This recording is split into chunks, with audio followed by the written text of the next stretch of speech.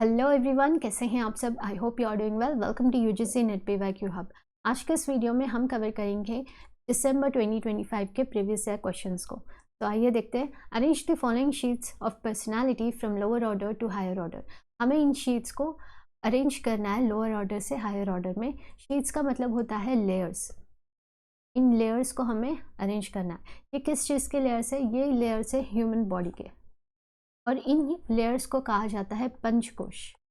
इन layers को कहा जाता है पंचकोश। पंच का मतलब होता है 5, कोश का मतलब होता है लेयर्स, या जिसे हम बोलते हैं शीट। ठीक है। और ये जो कॉन्सेप्ट है ये लिया गया है तैत्तिरीय उपनिषद से। इससे लिया गया है तैत्तिरीय उपनिषद से। उपनिषद। और ये कॉन्सेप्ट जो है वो ये बताता है कि एक ह्यूमन बॉडी के 5 डिफरेंट लेयर्स हैं, और इन सारे लेयर्स को हमें अच्छे से समझना होगा ताकि हम खुद को समझ सके।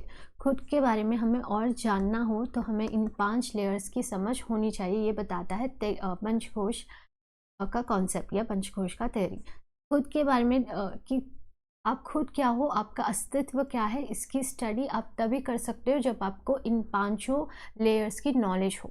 तो सबसे पहला लेयर है अन्नमय कोश। यहाँ पे देख सकते हैं आप, अन्नमय कोश इज द फर्स्ट लेयर। अन्नमय कोश को हम फिजिकल शीट भी बोलते हैं, जिसको हम फिजिकल बॉडी भी बोलते हैं, जिसे हम देख सकते हैं, टच कर सकते हैं। इसी को बोला जाता है अन्नमय कोश। अन्न का मतलब होता है फूड, और इस फिजिकल बॉडी को सर्वाइव करने के लिए, सस्टेन करने के लिए, सर्वाइवल के लिए या नरिश करने के लिए हमें फूड की ज़रूरत होती है। ये कहा गया है अन्नमय कोश को, और इसको हम हेल्दी रख सकते हैं by having a good food. ठीक है। दूसरा होता है प्राणमय कोश। प्राण का मतलब होता है लाइफ, इसको हम वाइटल शीट भी बोलते हैं। प्राणमय कोश is also called as vital sheet. प्राण का मतलब होता है लाइफ, जिसमें प्राण हो, जैसे कि हार्ट बीट, ब्रेथ। सांस के बिना, हार्ट बीट के बिना उसमें उसी में तो जान होती है ना। फिजिकल शीट के बाद जो लेयर होता है उसको हम प्राणमय कोश बोलते हैं, जिसको हम वाइटल शीट या एसेंशियल, जो लिविंग के लिए ज़रूरी होता है, ब्रीथिंग या हार्ट बीट, ये सारी चीज़ें प्राणमय कोश कंपोनेंट्स है। तीसरा होता है मनोमय कोश। मनस मतलब माइंड, जिसको हम माइंड शीट या मेंटल शीट भी बोलते हैं। मनोमय कोश में थॉट्स आ जाते हैं, फीलिंग्स आ जाती है, इमोशंस आ जाते हैं, परसेप्शन जहाँ से डेवलप किया जाता है कि किस तरीके से हम चीज़ों को ले रहे हैं, सेंसरी इनपुट्स, और अ, उसके बेसिस पे, इन थॉट्स, इन इमोशंस के बेसिस पर ही हमारा एक परसेप्शन बनता है। ये सारी चीज़ें जो है वो एक मेंटल शीट से रिलेटेड है। Are the components of the mental sheet. अगर हमें मेंटली स्टेबल होना हो तो हमें मेडिटेशन ज़्यादा करना होगा, ताकि हम और इस चीज़ में ग्रो कर सके। ये होता है मनोमय कोश। और चौथा होता है विजनमय कोश। विजनमय कोश को हम इंटेलेक्चुअल शीट या विजडम शीट भी बोलते हैं। This is also known as wisdom sheet. ठीक है। विजडम मतलब ज्ञान। एक होता है नॉलेज और दूसरा होता है विजडम।